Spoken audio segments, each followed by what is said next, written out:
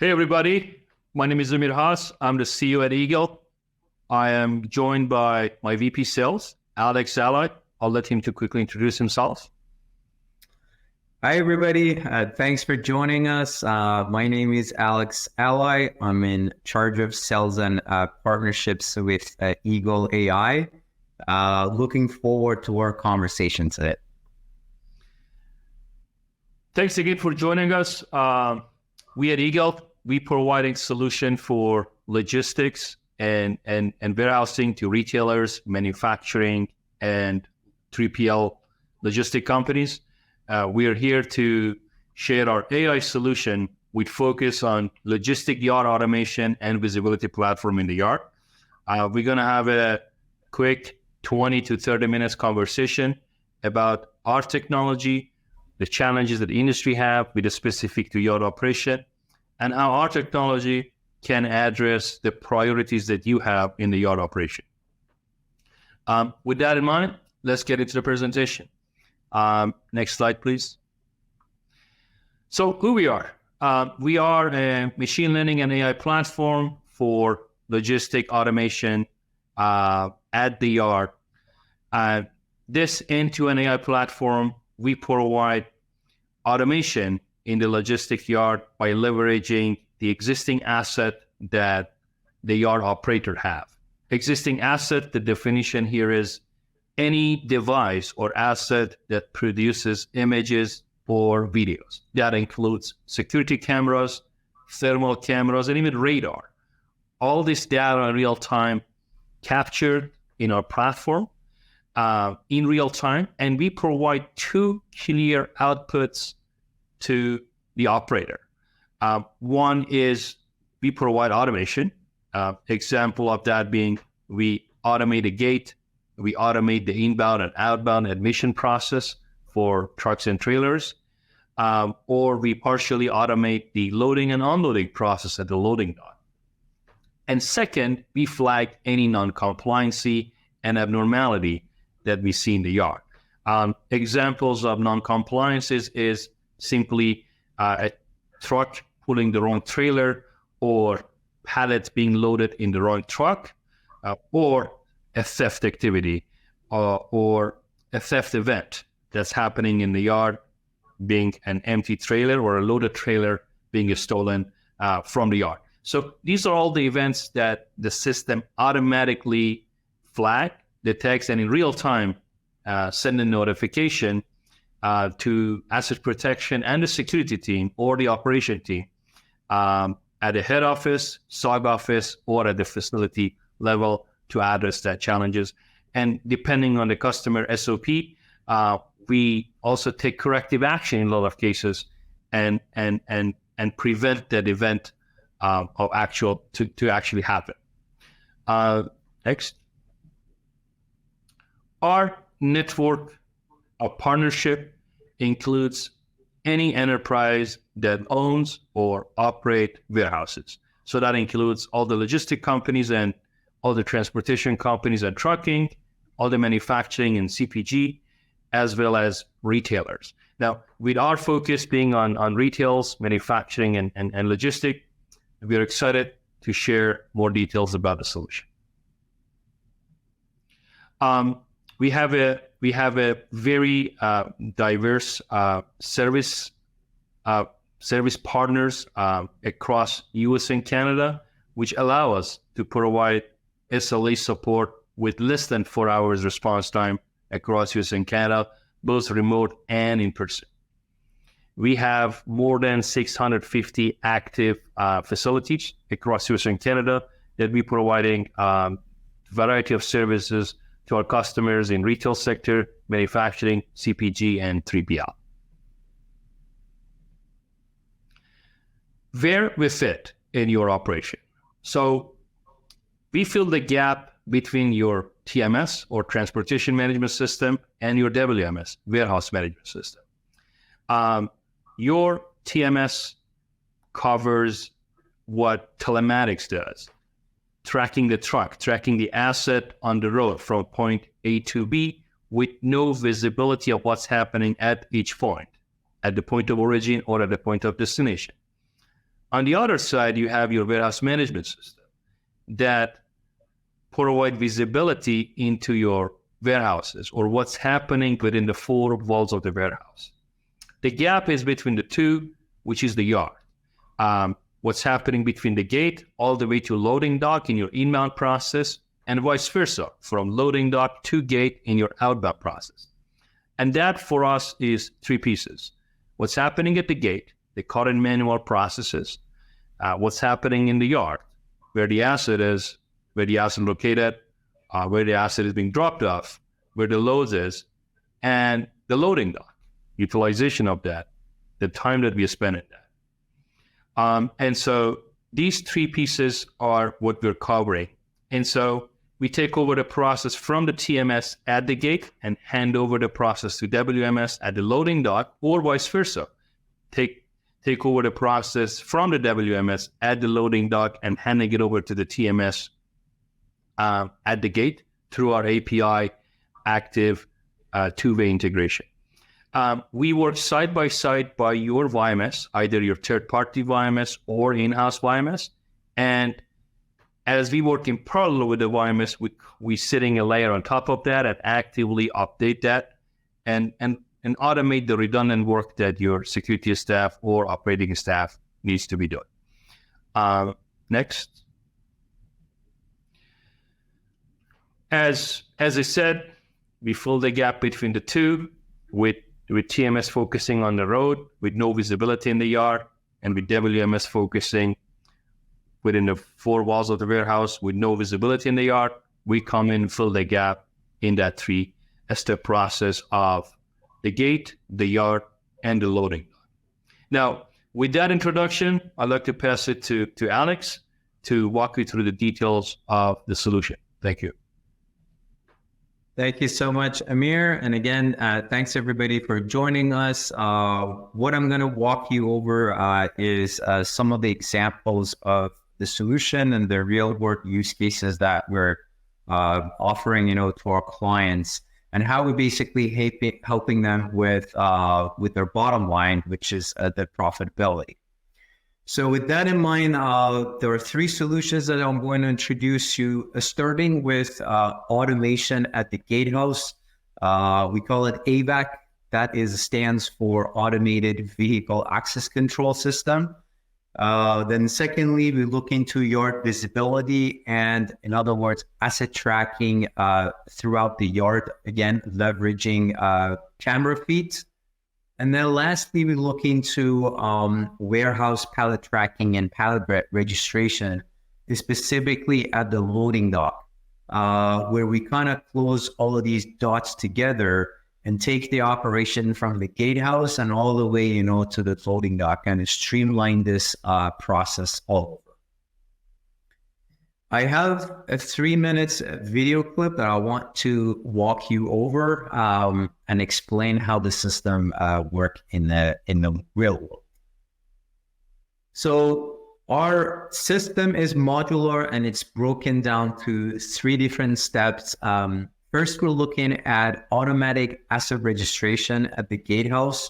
It's a classic example of manual work and manual registration, which typically takes about almost 5 minutes all the way up to 15 minutes as an average. We're leveraging cameras to automatically register the assets and streamline this process.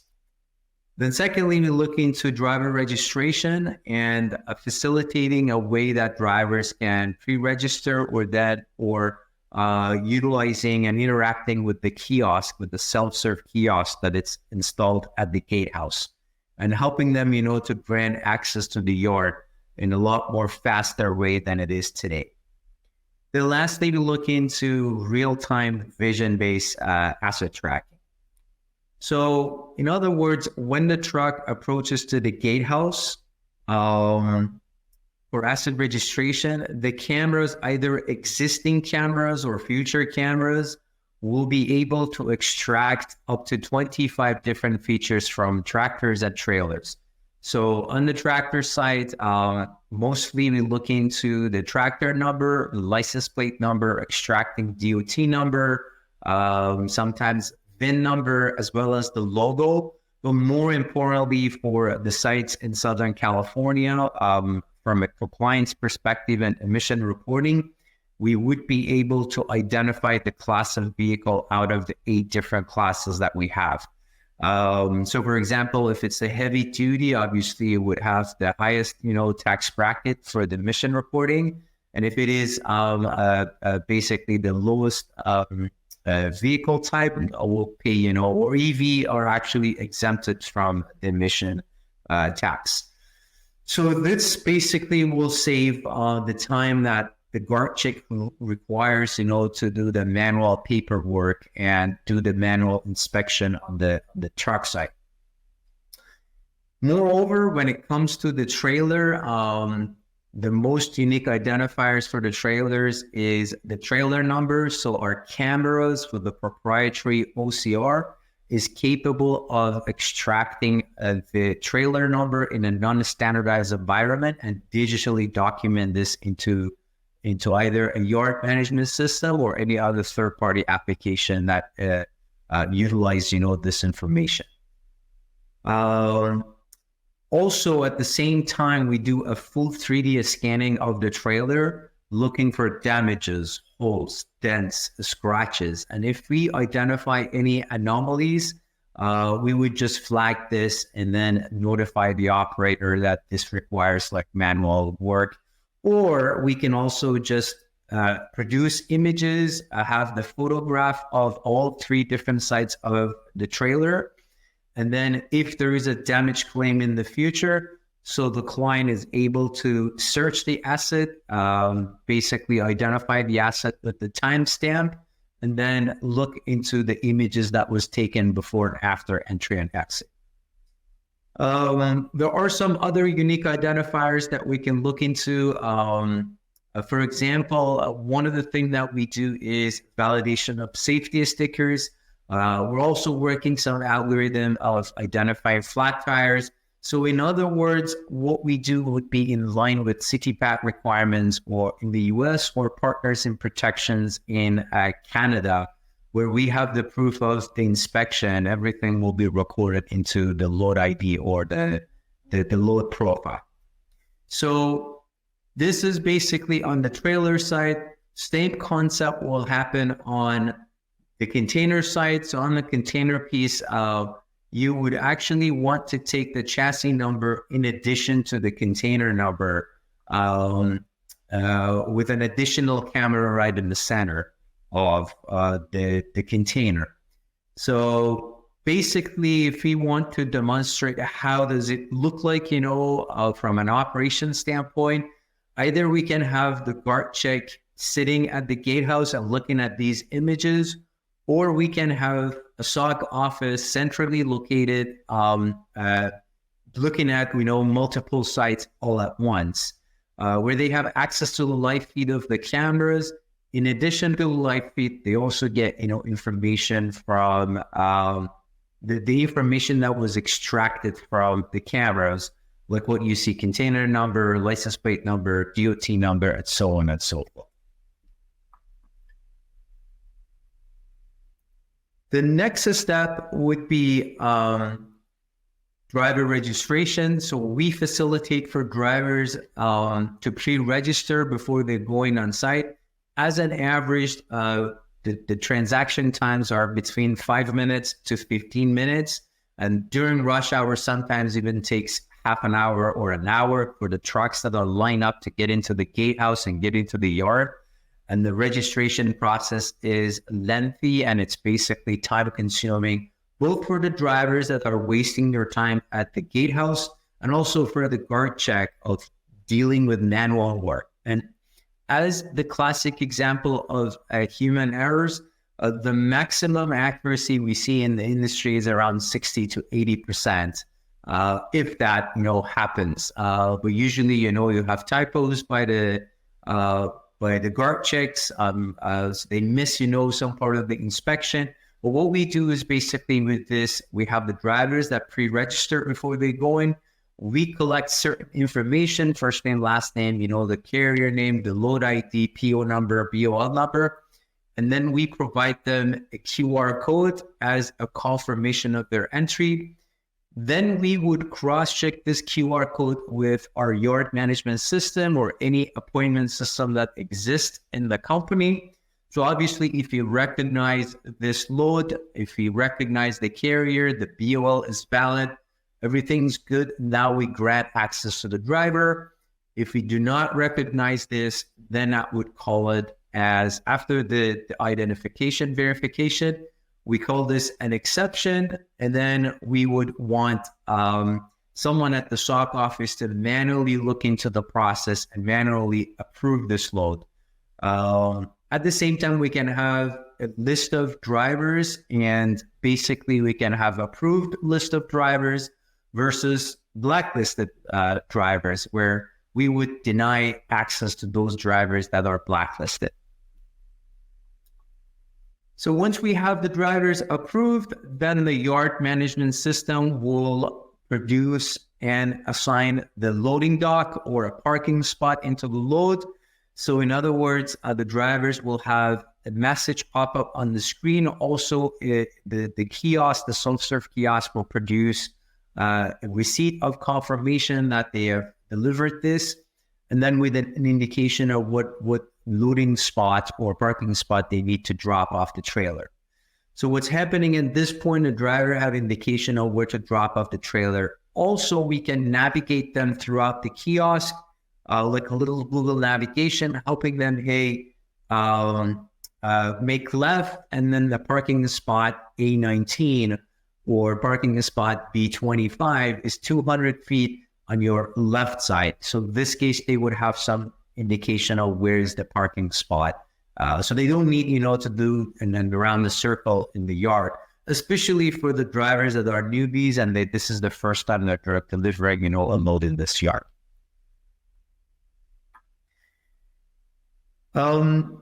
So, and then the last piece of this puzzle would be vision-based asset tracking. So imagine we have done the full 3D scanning of the trailer at the gatehouse. Now with an additional cameras in the yard, mostly installed or wrap around the building, we constantly track the asset throughout the yard and ensure the driver will drop it off at the designated location. And only if the driver will drop it off at the wrong location, we would immediately update the location of the asset inside the yard management system. So the shunters or the operators will always have access to the most updated information inside the yard.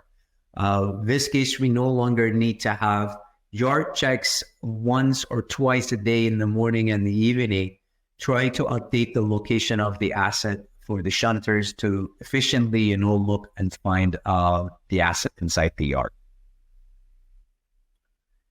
So this will definitely contribute into a lot of waste of fuel and then the gas, especially for the shunters, trying to locate a lost asset that could simply take about several hours, especially for bigger yards. So in conclusion, these three automated steps will contribute into like almost $2.5 million savings for our clients, which we crunched some numbers and we put together a strong business case study in order to visualize what those savings look like. There are 6 different categories of savings that we tackle. First, we're helping with labor efficiency. So we can potentially relocate, the laborers, either they are internal staff or third party. We can save on the labor cost, which is roughly around $300,000 annually for a site that has an average daily traffic of 200 trucks a day. Then we're looking to a bigger savings, especially on the transportation piece, which will come down, to improve, driver downtime, significantly, help clients to save on detention and demurrage fees. Also, reduce the shipping and receiving delays, which that, collectively, it's around $1.5 million of savings. Next would be mostly for locations in Southern California, the certain counties that are mandatory from an emission reporting perspective to report the class of vehicle. So we do the automatic reporting to the government, and that would significantly contribute to the savings. And then also we're looking to claims management. This will help us to challenge any claims that's happening, and basically, dispute the claims with the proof of images that was taken before and after entering and exiting to the yard. And lastly, we'd be looking at emission reduction. We typically save about 2 minutes in our equation. That's a real example from one of our clients that they would save roughly around 500,000 pounds of CO2 per year because of the automation at the gatehouse. And obviously for 3PLs, if we have acceleration for the throughput, then we could save and then we can, manage the yard a lot more efficient. So collectively, that could contribute to $250,000 of improvement of doing business of the yard. So when you look into the savings are substantial, that's $2.5 million per gatehouse. Some of our clients have multiple gatehouse, so the savings obviously would be bigger. But we typically help our clients to plug their own numbers to have a realistic numbers when it comes to the savings. So I pass the ball to Amir to walk us over some of the real-world example of comparison, specifically for the real-time visibility inside the yard. Thanks, Alex. With that in mind, we'll let you walk you through a very interesting case study of a 3PL facility that operates 100% manual inbound, outbound at the gate through a third-party staffing or security staffing company, and leverages RFID, active RFID, for tracking the asset inside the yard. Now, with that in mind, let's go back to the slides and we'll go through the case study. So, as all of us know, RFID has been very commonly used in the industry, but it's not a new thing that RFID is obviously hardware heavy. It is also labor intensive. And so you're going to see the case in this facility as well. The image that you're seeing is active RFID. Obviously, both active and passive RFID are used in the industry for tracking the trailers and containers and chassis and trucks in the yard. RFID obviously has been more common in the ports, in terminals, and intermodal facility, but not much in a normal retail distribution center or a manufacturing facility or a third-party distribution center. But this facility, this is a third-party distribution center. This is a facility that has capacity of 950 to 1,000 spot for trailers and containers, and they have to maintain around 1,200 RFID tag all the time. And this is an image taken at the gatehouse where they hold all the RFID tags, active RFID tags. We call it a library of RFID, which they take it and then tag it to the machine at the inbound, and then same process have to happen in the outbound, which they have to untag the machine. Next, this is active RFID. One more click. This is active RFID. So that means you need to have infrastructure of receivers in the facility.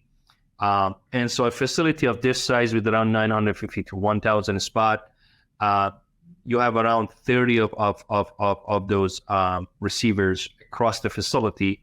That obviously not only comes with an infrastructure cost of purchasing those assets and installation of that, but also a hefty service level maintenance, which is ongoing. Now, let's go to the next slide and we'll walk you through the sort of numbers of that represent the current cost of operating this yard. So typical yard in the US depending on the traffic, especially in the 3PL work, when it is outsourced to third-party staffing companies, that costs between $200,000 to $700,000, $750,000 per year per gate. That's only the cost of staffing.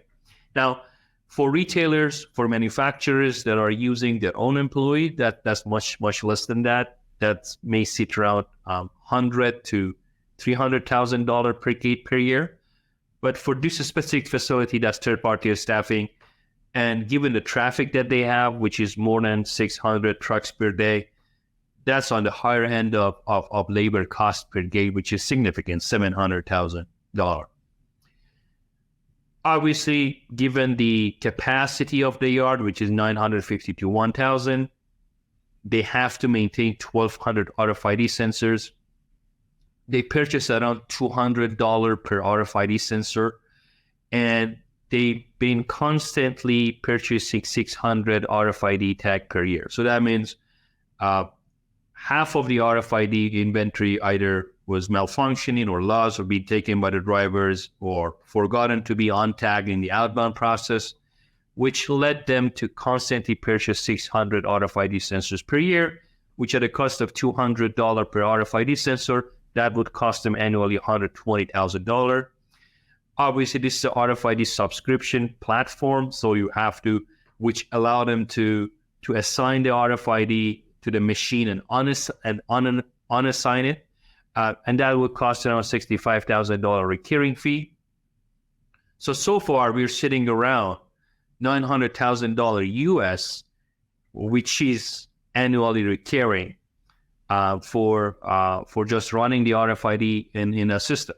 On top of that, the cost that we couldn't obtain is for this facility is the service level maintenance cost on the RFID infrastructure, all the antennas that are installed across that facility, and so that would be added to this. So you can see a running a yard in a traditional way is very costly and inefficient. But in our future presentation, we'll do a deep dive into cost breakdown and the saving in that facility. But we just wanted to touch on how heavy is the cost of operating such yard. Next. Now, Alex talked about the first two pieces of the problem and the solution, which was the problem of operating the gate manually and problem of either no tracking in the yard or tracking with RFID, and how we solve that. The third piece of the solution or the third piece of the problem is what's happening at the time of loading and at the time of unloading at the loading dock level. And that is, let's go through the video and I'll explain that. So the problem is that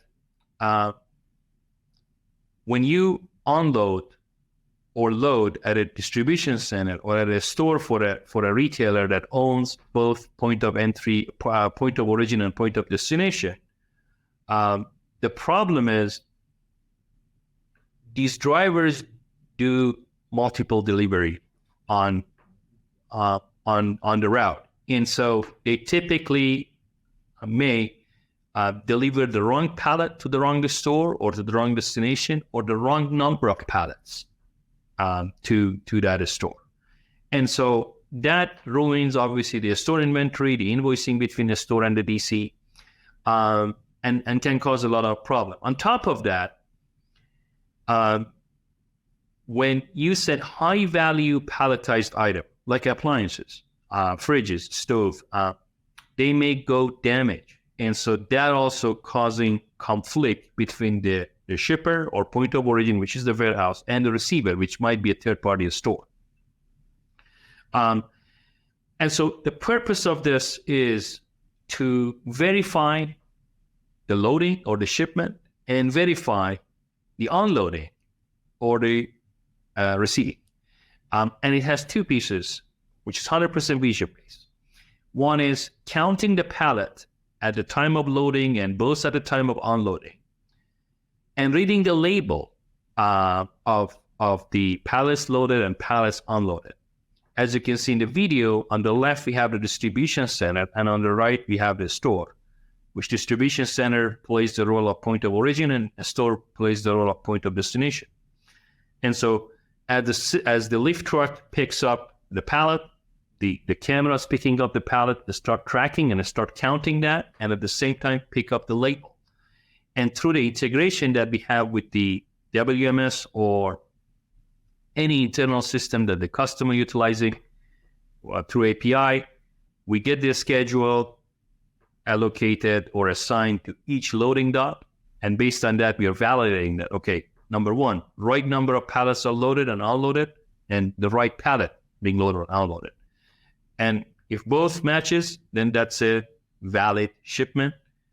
And if there is a discrepancy, we flag that to the customer and manage that as per the exception management process.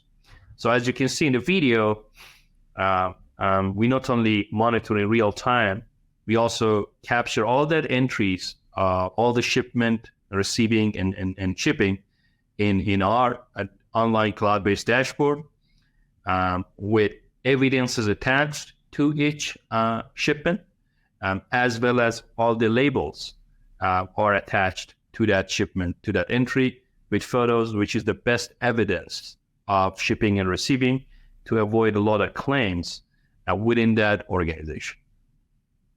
This is one of the largest and biggest challenges that our retailers have in the US, and we're happy that we can address that in such a interesting manner. Okay, let's move to next slide.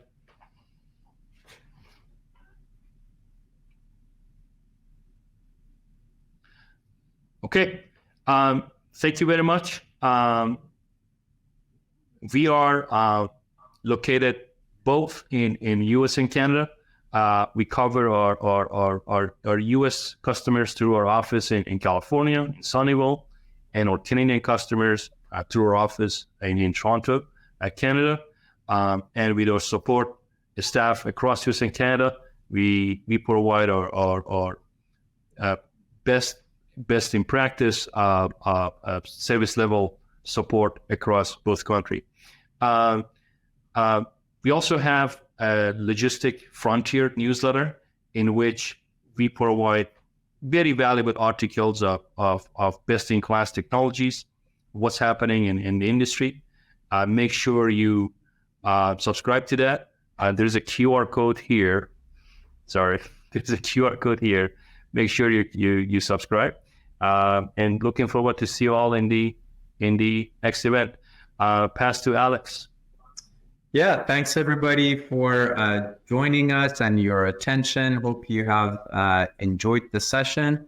I personally looking forward to connecting you outside of here and have further discussion in regards to what's your problem and what are your daily challenges, and try to see how we can potentially help you and then find resolution for your challenges. Looking forward to connecting with you. Thanks. Thank you very much.